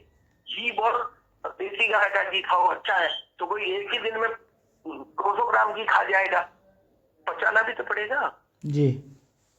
तो आप उपयोग किसी चीज का कर रहे हो तो उपयोग करने की मात्रा तय होती है जी। नमक से मिर्च जो भी सब्जियों में हमारी माताएं बहनें डालती तो उसका अनुपात होता है, अनुपात से स्वाद आता है, ये मेरी परिभाषा है जी। अनुपात से स्वाद निर्मित होता है और ये सब पर लागू होता है, हर कला में लागू होता है अनुपातिक। और अगर आप किसी नई तकनीक से कुछ नया, जैसे कुछ लोग एब्स्ट्रैक्ट नाटक करते हैं, हमने भी किए, तो आप उस कंटेंट को केंद्र में रखेंगे ना, या तकनीक को केंद्र में रखेंगे जी। तकनीक को केंद्र में रखेंगे तो तकनीक दिखा रहे हो, फिर आप कंटेंट कहाँ है? तो बॉडी दिखा दोगे, उसकी आत्मा कहाँ है? तो आत्मा केंद्र में है जी, तकनीक केंद्र में नहीं है, कंटेंट केंद्र में होता है। और तकनीक अगर जो सही तरीके से इस्तेमाल कर रहे हैं तो तकनीक से उस कंटेंट को बहुत अच्छे तरीके से उसको अच्छा चाक्षुष अनुभव होता है, देखने से आनंद आता है। रतन श्याम साहब के नाटक अगर आपने देखे हो, ना देखे हो तो जरूर देखिएगा। सर अगर उनके कोई प्ले अगर आपके पास यूट्यूब पे हैं तो क्या शेयर कर सकते हैं सर, या आपके कोई प्ले यूट्यूब पे हो आप शेयर कर सकते हैं अगर हो तो, अगर एतराज ना हो या वो क्या बोलते हैं कॉपीराइट इशू ना हो तो? मेरे कुछ नाटक हैं जो बच्चों को बोलूंगा मैं, क्योंकि ये सब वही देखते हैं, मैं पिछले 4-5 साल से मैंने संस्था बच्चों को सौंप दी। जी। वो सारा जितना भी व्यावहारिक काम है वो सब वही देखते हैं। मैं केवल वहाँ डायरेक्शन देता हूँ, वहाँ रोज जाता हूँ। जब भीलवाड़ा में होता हूँ तो जी डेली सर। अपनी संस्था में जाता हूँ, नए बच्चों के साथ इंटरेक्ट करता हूँ, नया नाटक लिख रहा हूँ, फिर उसकी शुरू करूंगा, ये सब मैं करता हूँ। बाकी जो उस तरह का जो भी है तो मैं नदी को बोलूंगा। जी सर। तो जी आपका यही नंबर है क्या व्हाट्सएप पे, सर या आपका कोई ईमेल भेज दीजिए। ईमेल भी भेज दूंगा सर। ये व्हाट्सअप है मेरा, इसी पे व्हाट्सअप नंबर है। ये वाला व्हाट्सएप ये है? वाला नहीं, दूसरा जिस पे रिकॉर्डिंग कर रहा हूँ। जी सर। नहीं, जो पहले जिस फोन से आपने फोन किया वो ना? सर दोनों दोनों पे से दोनों पे भेज देंगे तो जिस पे आना होगा आ जाएगा थोड़ा सा। अच्छा, ठीक है सर, ठीक है, ये है। मैं कोशिश करूंगा। जी सर कि क्या दोनों उनके पे। पास है कि नहीं है जी वो देख के अगर हाँ मिलेगा सर, तो मैं अगर अवश्य होगा तो मुझे भी सीखने को बहुत कुछ मिल जाएगा। नहीं जी अवश्य भेजूंगा। और वैसे फ्रेंडली एक सलाह है, जी। आप सामने आमने नाटक देखिए सर। जी सर, अभी नाटक तो देखने ही असल गया में, था, अभी कल हाँ, जयपुर में गया था। अभी हाँ, यहाँ पे कौन सा नाटक देखा कल? सर धरती रंगारी रे, मतलब 4-5 का कोलैब, 4-5 नाटकों का मतलब मिला के वो प्रस्तुत किया था राजस्थान रंगमंच, राजस्थान की धरती पे। कौन थे डायरेक्टर? डायरेक्टर सर तो ये एक्चुअली मुझे बुलाया गया था, तो अर्चना श्रीवास्तव, मैंने मुझे इनविटेशन बोला कि अच्छा, आप भी अर्चना जी ने आइएगा। बुलाया, अच्छा, अर्चना जी ने बुलाया। हाँ, तो धरती धरनारी रे क्या करके कुछ ऐसा ही क्या था, याद नहीं अच्छा, आ रहा। अब ये देखिए, अब ये एक प्रचलन चल रहा है। हाँ हम जब क्या कहते हैं कि हम ये थोड़ा इधर से थोड़ा उधर से थोड़ा ये वो, ठीक है, कॉलाज अपनी जगह, लेकिन हम जब गिमिक इस्तेमाल करने लगते हैं ना जी। तो नाटक आपको आकर्षित कर लेगा, आपको कुछ देर तक के लिए आपको कुछ चकाचौंध में ले आएगा। जी हो सकता है, मुझे नहीं पता वो कैसा रहा होता, जी। लेकिन मैं ये मानता हूँ कि अब जैसे मैंने 99 में कोई नाटक जोधपुर में किया, आज भी मेरे रंगकर्मी मित्र मुझे बार बार कहते हैं कि वो नाटक वापस करो ना यार, अभी तक हमको याद है वो नाटक, जी क्या अनुभव दिया था यार। अब मुश्किल क्या है कि वो नाटक मैं करूँ तो सही, लेकिन उसको रोल जो करने वाली थी वो तो चली गई, जो हम दो जने मेन करते थे। जी अब वैसी एक्ट्रेस जब तक ना हो वापस जी। तो क्या होता है कि नाटक आपको कुछ आप लेकर जा रहे हो घर तक, या आप वहां देखा, वहां तालियां बजाई, आप थोड़ी देर के लिए बस गफलत में रहे, बरगलाने में आ गए और हो गया। जी ये अगर है, नाटक स्मृति में आपके रहना चाहिए। जो नाटक मैंने देखे, जैसे श्याम साहब के नाटक मैंने देखे, कारण सिंह का नाटक देखा, वो अभी तक मेरे दिमाग में छपे हुए हैं। जी। यार क्या काम था। तो वो अनुभूति साथ में लेकर अगर हम नहीं जाते तो वो मुझे लगता है कि वो बरगलाने के लिए चला गया नाटक, जी उसको सर। अभी आत्मा पकड़ में आई नहीं है। मुझे नहीं पता, मैं किसी विशेष के लिए नहीं कह रहा, लेकिन जी ऐसा ही होता है। जी। अच्छा सर, प्रयोग के क्षेत्र में क्या परिवर्तन आया पहले के रंगमंच और अब के रंगमंच में? प्रयोग हो रहे हैं नए नए। अच्छा। हमारे हमने भी किया अभी, ये भीड़ भरा एकांत हमारा नाटक था, ये प्रयोग धर्मी नाटक था। अब जी और राजेंद्र पांचाल तो प्रयोग धर्मी ही नाटक ज्यादा करते हैं, जी सर। उनकी पहचान ही है। और सारे लोग नहीं कर सकते जी। जी प्रयोग करने के लिए कुछ ही लोग होते हैं जो निरंतर चिंतन करते हैं, जो जो व्यापक दृष्टि से सोचते हैं, जिनका ऑब्जर्वेशन पावरफुल है, जो चीजों को का रूपांतरण करना जानते हैं, जी जो चीजों के मतलब जिसको हम कहते हैं ना, जिनकी कल्पना शक्ति अच्छी होती है। तो जब आप पेंटिंग को भी समझते हैं, जब आप पोइट्री को भी समझते हैं, जब आप मूर्ति शिल्प को समझते हैं, जब आप नृत्य को समझते हैं, ये सारी चीजें अगर आप समझते हैं, इसके अलावा आप समझते हैं कि बिंब क्या होता है। अगर आप बिंब समझते हैं कि आप जो आप कह रहे हो, तो वो अब ज्यादातर लोग जो हमारे यहाँ कहते आए हैं, तो चांद गुलाब है ना, तुम्हारा चेहरा ऐसा है, तुम्हारे होंठ ऐसे, ये तो हो गया ना बहुत। जी जिसने पहली दफे कहा होगा वो हो गया। आपका नया क्या है? तो मेरे एक नाटक का डायलॉग मैं आपको बताऊं कि बचाओ बचाओ नाटक था, उसमें एक था कि सदियों चिंतन के उपरांत भी जुलता ये मनुष्य जुगाली कर रहे हैं हम लोग। जी। अगर आप जुगाली करते रहोगे पुरानी चीजों को, जो मैंने शुरुआत में कहा कि मैं अपनी कहने आया हूँ, मैं किसी और की कहने नहीं आया है, और किसी और का अनुभव उसका अनुभव है, मेरा अनुभव नहीं है। मैं अपना अनुभव जब तक नहीं बांटूंगा तब तक नया विचार, नए प्रयोग नहीं हो सकते। जब आप दूसरों की बात कहने आए हो तो उसमें आप नया प्रयोग नहीं कर सकते। आपको अपनी बात कहनी है अगर, तो उसमें नया प्रयोग होगा, क्योंकि आप उसमें नए, आपके विचार की शक्ति, आपके विचार का तरीका, वो सब उसमें इस्तेमाल होगा। जी, क्या मेरी बातें आप तक सब आ रही हैं, सवाल एकदम के जवाब क्लियर मिल हैं, रहे हैं? क्लियर हैं सर, सारी चीज़ें रिकॉर्ड हो रही हैं सर। सवाल नहीं, रिपोर्ट तो हो रही होंगी, जी, सवाल के जवाब मिल रहे हैं आपको? हाँ सर, सारे सवालों के जवाब आ रहे हैं मेरे पास। अच्छा सर, संगीत का प्रयोग के बारे में आप क्या बोलेंगे? संगीत बहुत अहमियत रखता है साहब। जी, मैं तो ईमानदार ये कहता हूँ कि नाटक असल में संगीत ही है। नाटक एक्चुअली पोइट्री ही है। जी, नाटक एक्चुअली पेंटिंग ही है। नाटक असल में नृत्य के भाव ही है। जी, ये सारी कला विधाएं मिलकर नाटक है सर। जी, अगर आपको संगीत की समझ नहीं है, अगर आपको पेंटिंग की समझ नहीं है, अगर आपको नृत्य की समझ नहीं है, अगर जी आपको पोइट्री की समझ नहीं है, तो सर। आपका नाटक जी, जी, खाली जी, खाली। और मैं तो कहता हूँ कि वो होता है नहीं, जैसे हम खाना खाते हैं पेट तो भर जाता है लेकिन मजा नहीं आता। तो आपका स्वाद निर्मित ही तब होता है, क्योंकि नाटक इन सब कलाओं का समावेश लेके चलता है। तो संगीत तो कुछ लोग कहते हैं कि हमारा नाटक संगीत प्रधान है। जी, तो कोई नाटक ऐसा है, जैसे हमारा अलापसक जो हमने किया था वो पूरा नौटंकी शैली में था, तो उस पर पूरे नाटक में गायकी थी और संगीत था, नृत्य था। लेकिन हर नाटक में ये होगा। अभी भूपा बेरुनाथ में जैसे संगीत नृत्य सब है, जी, लेकिन वो उसकी जरूरत के तरीके से हो। आपको संगीत डालना है इसलिए कहीं भी डाल दोगे। जी, संगीत सपोर्ट कर रहा है, संगीत उस दृश्य को और बड़ा बना रहा है। पर उस बड़े बनाने में पहले आपको संगीत की समझ पड़ेगी कि ये जो संगीत में ला रहा हूँ, इस दृश्य में ला रहा हूँ या इस एक मोमेंट पे ला रहा हूँ, जी, वो उसको रिप्रेजेंट कर रहा है कि नहीं कर रहा है। दो जी, चीजें मिलके और बड़ी बनेगी, जी, और दोनों अलग अलग दिशाओं में जाएगी तो वो तो और कंफ्यूज करेगी। जी, तो संगीत का उपयोग बहुत जरूरी है, आवश्यक है, लेकिन आपको संगीत प्रयोग में लेने की समझ हो। जी सर, लोग सुनते तो नहीं है उतना, और सुनते हैं तो समझते नहीं है उतना। वो फिर प्रयोग करने लगेंगे अगर संगीत को, तो वो कैसा प्रयोग करेंगे? जी सर, आप पेंटिंग देखते हो, आपको पेंटिंग से आपको दृश्य रचना की तमीज आएगी।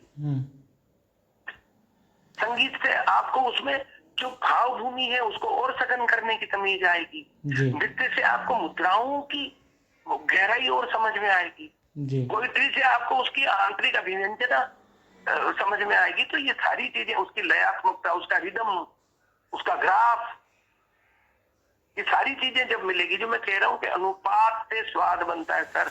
जी सर, और अनुपात आप समझते हैं ना, अंग्रेजी में क्या कहते हैं अनुपात को? रेशियो। हाँ, वो जो भी। जी सर, तो उससे स्वाद बनता है। अगर अनुपात बिगड़ गया तो स्वाद बिगड़ गया।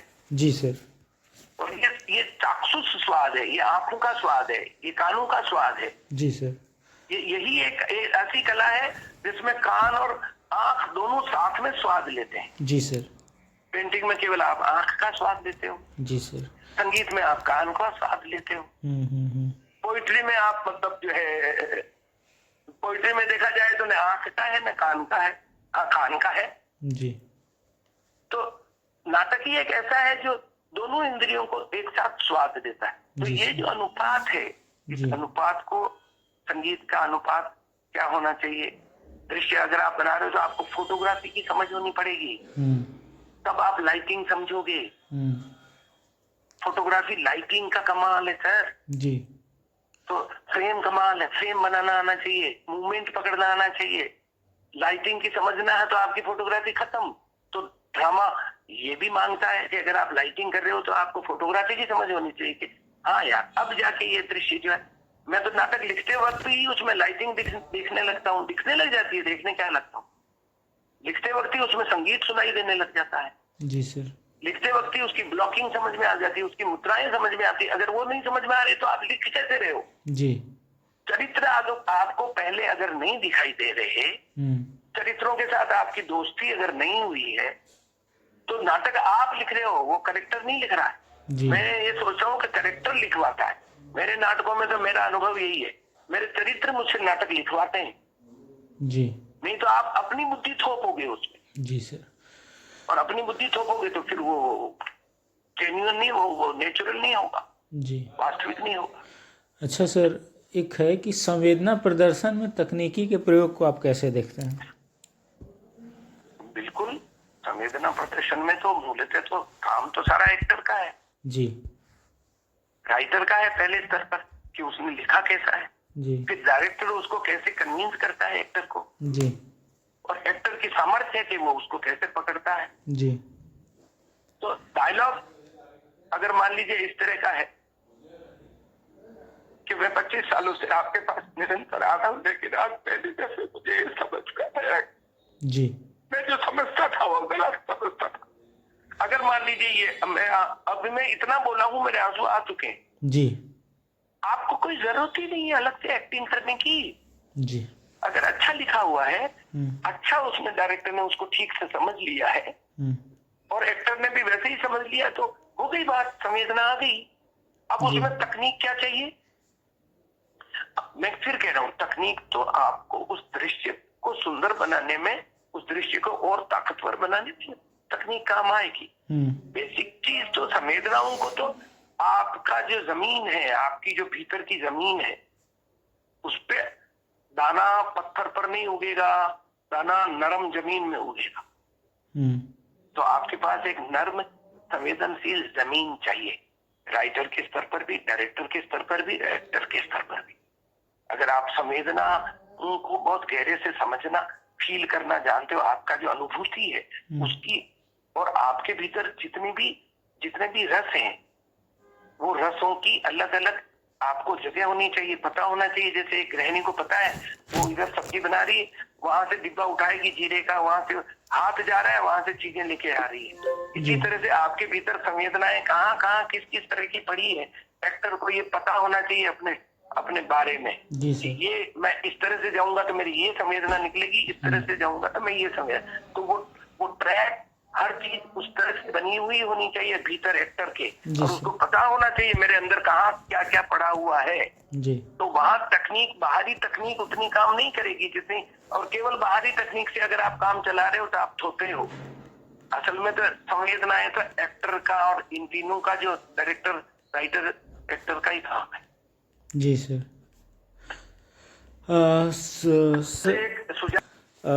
थैंक यू सर, आपने अपना बहुत ही महत्वपूर्ण समय दिया मुझे मेरे रिसर्च के लिए। अभी हम बात कर रहे थे राजस्थान के भीलवाड़ा के श्री गोपाल आचार्य सर जी से।